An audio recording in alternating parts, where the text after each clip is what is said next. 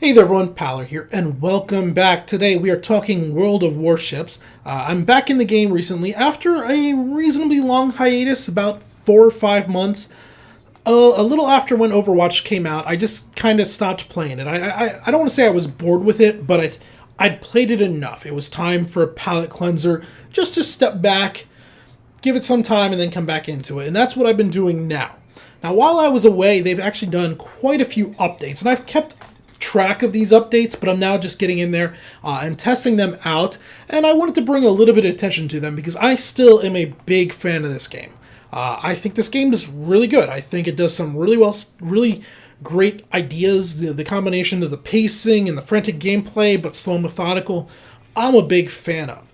I also think in terms of free-to-play games, this is one of the better ones done with a reasonably good free-to-play system. I'm not going to say it's perfect.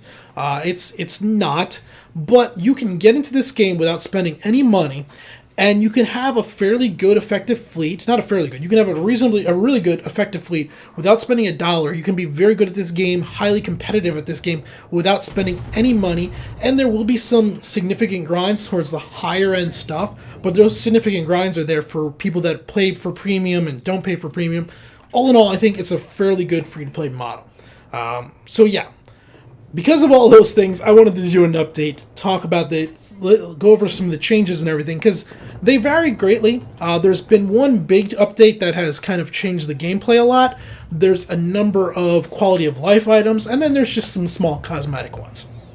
The small cosmetic ones, depending on what you're watching, listening, you'll see them. There's some little things like at one point they saw some like B-52 bombers. It was like a fighter wing, not a fighter, but a bomber wing flying overhead. These weren't player controlled. They're just like ambiance type things. They're just these bombers, and they remind you, oh yeah, there's supposed to be some grander war going on while we're doing our little battle here. You'll also see these things like scouting balloons or recon balloons that'll be anchored kind of in around where the spawn areas are.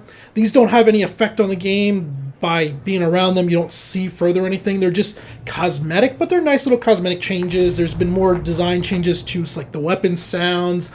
They've improved how the ships sound. Just things like that. The big change, the one that's really thrown things and made them a little crazy again, is the introduction of the British cruiser line. So the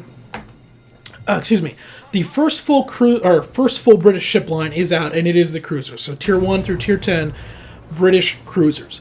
And with this line, Wargaming has done several interesting things to make these ships not just another flavor. Because they had real trouble. The German cruiser ships are okay, but there's nothing really unique or crazy about them. They're just kind of a middle ground between the American and between the Japanese. They're the middle ground ship for the most part. And in order to not just do another one of those that's another middle ground, it would just be a clone of the Germans, they've made some crazy, interesting, odd, but overall positive design choices with these ships. The biggest one is these ships only have one ammo type. They only have armor piercing. So you're not firing high explosive at destroyers and then armor piercing at broadsided cruisers, but high explosive at head-on cruisers. You're not doing anything like that.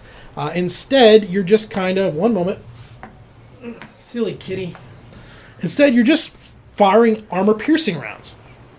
But the armor piercing rounds are different from all the other ship lines. So these are quick detonation armor piercing rounds. They have a shorter time fuse on the front end of them for where they impact, which means you can actually hit destroyers with them and do significant damage to destroyers with them without overpenning. Now you still will if you hit the superstructure of the destroyer, you'll punch right through it. If you hit the very nose, the bow of the ship, you'll punch right through it. But if you hit it in a meaty section, you're going to do full armor piercing damage to that destroyer.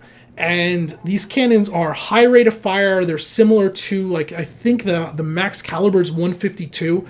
They never go to a large caliber round. They just stay high rate of fire guns. They're a lot like the Cleveland guns. They really are. So reasonably good range, but with a long arc and a slow travel time. So you have to really lead your targets when you're getting out there at the longer ranges. So you have that. You don't have a huge amount of penetrating power when it comes to larger ships, but you can, with these new rounds, punch through certain areas on battleships. If you get a good broadside on a battleship, you'll do noticeably good damage to it. Also, since you're shooting these shorter fuse detonation armor-piercing rounds, your AP rounds will do noticeable damage to the superstructure of the battleship. So that's the big change for the British cruiser lines. You just get one ammo type. It's effective against everything, if not amazing against anything. It's just kind of all around good. Beyond that, though, they have a lot of other neat toys in the cruiser line. So at Tier 3, the Tier 3 British cruiser actually gets a repair party. So you can recover health. Now, it only gets 2 charges, unless you have Superintendent on your captain, in which case you'll get 3. And this is something that you normally don't see till Tier 8, 9, 10 for cruisers. You know, battleships get it, but this is a very odd cruiser item. So odd that I think in my time using the cruiser, the Kimball, I forget what it's called, Camden or something, I used it like twice. And there were quite a few times where after I'm back at port, I'm like, oh, that's right, I could have repaired. It's just so odd having that repair consumable at Tier 3. Now, most of their cruisers, I don't think get that consumable. That's just kind of something going on with the Tier 3. But what they do get is they get torpedoes. So starting at Tier 3 and up, they have torpedoes. Now, the torpedoes tend to be reasonably good range, 6 to 8 kilometers, maybe a little bit further at the higher end. I haven't played the entire line. The unique thing about their torpedoes are you can drop 1 torpedo at a time. So rather than being small spread or wide spread, you can do either narrow spread or 1 torpedo drop at a time. So if you're really good at aiming and you predict really well, you can pack a huge amount of punch in a very tight area. Great for launching torpedoes down a very narrow channel. However, if you do single torpedo drops and your target maneuvers, you're less likely to nick with 1 torpedo here or there. So it's kind of a high risk, high reward, dropping 1 torpedo or dropping them in a spread of torpedoes. They also then get smoke screen starting at, I think, Tier 5, possibly as early as Tier 4. They get smoke screen, hydroacoustic scanner, and radar.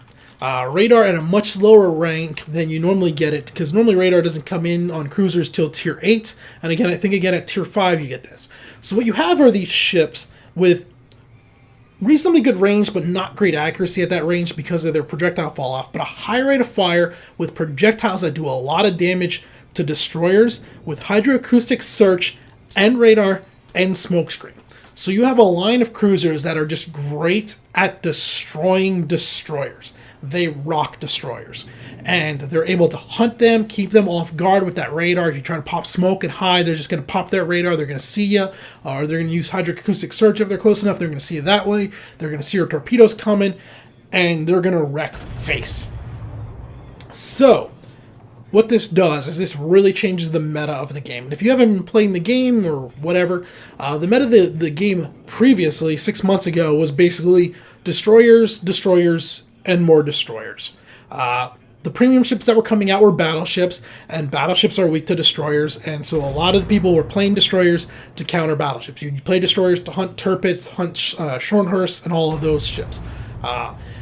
And the destroyers, they really ran the game. Basically, you would go into a match of 12v12, and it wouldn't be all that crazy to see 6 destroyers on each team, then like 4 cruisers and 2 battleships.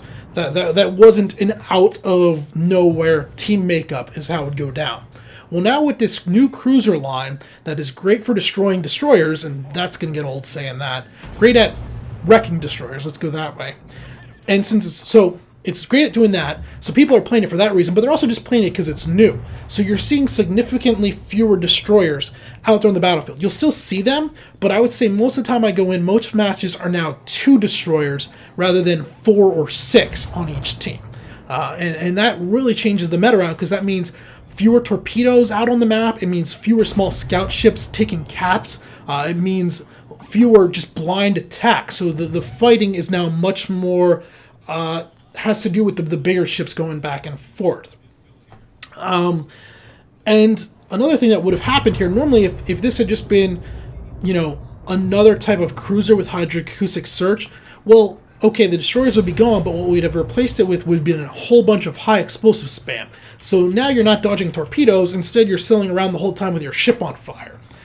But because the British line doesn't have high explosives, you don't have to worry about that either. So they've, in one relatively smart design decision, they've reduced the number of destroyers, which has reduced the number of torpedoes, for the most part. Cruisers still, as we just said, the British cruisers do get their own torpedoes.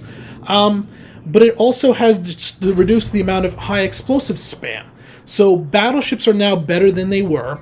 Cruisers are still in a good spot, and destroyers are still effective, but they have something out there that's much better at hunting them. The only thing that you still don't see a whole lot of is you don't see a whole lot of carriers, and I'm not sure what they're going to do to bring carriers back into the meta, because the carriers are still very strong. When you do see a good carrier pilot, carrier captain, controlling his planes and stuff, he can decimate a match. A good carrier can carry a team, but you don't see him a whole lot, and I just said carriers. Jeez. All in all, the meta of the game, I'm a destroyer captain. You know, that's, I would say, half of my gameplay overall is 50% destroyers, 30% cruisers, 15% battleships, and then like 5% carriers is kind of how it breaks down for me. I think that adds up to 100. I don't know. So my go-to has kind of been, it's not been nerfed. Everything it could do before it can still do. There's just a lot more predators that can punish me for my play style. So I have to play differently, and it's mixed things up in a more complicated way for me. But I think overall it's a good change for the way the gameplay plays out.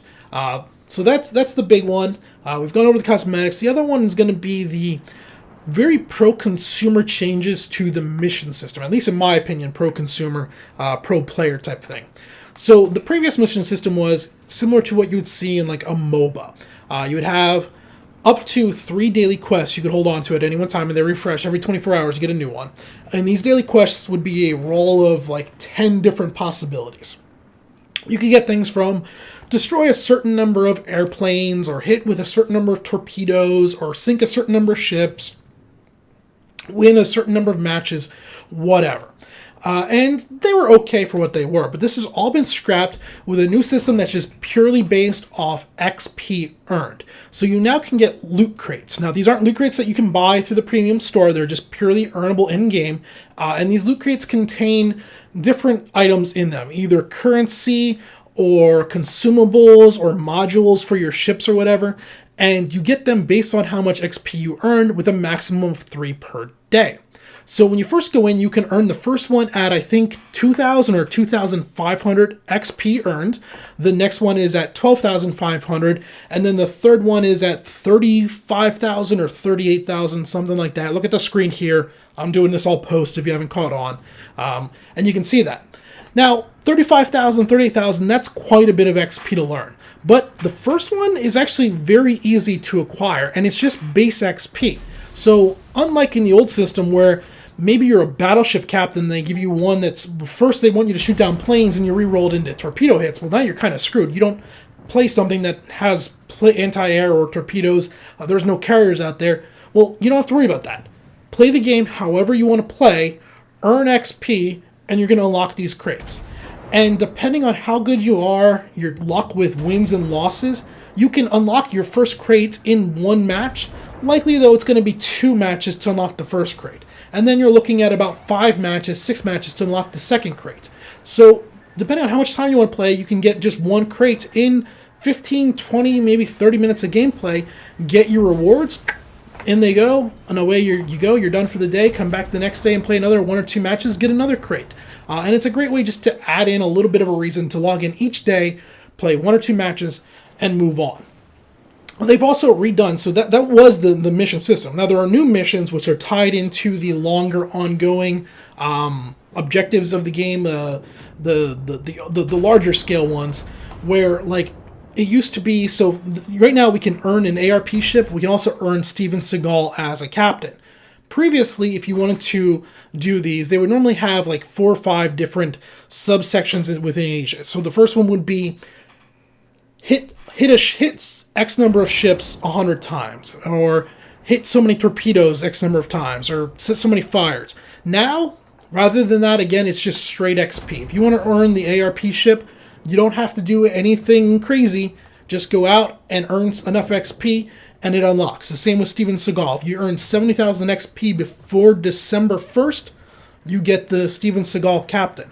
So you're no longer being forced to play these roles or ways that you don't like to. And within this, because this is like you can earn these things by just playing the game, you can't buy these. I think it's pro-consumer because like the ARP ships are just reskin models of other ships. For example, I have 2 Congo battleships that are ARP style. And the Congo battleship was one of those ones I always held on to because I felt for tier 5 it was a very good battleship. So I was using up one of my port slots just to hold on to a Congo. Well, as soon as I earned this ship, it gave me the ship in a port slot. I went ahead and sold the Congo, so now I have a free port slot where I could continue playing on the game as I wished without buying another port slot with premium or getting rid of a ship I wanted. I just got basically a free Congo battleship to sit around and use whenever I want.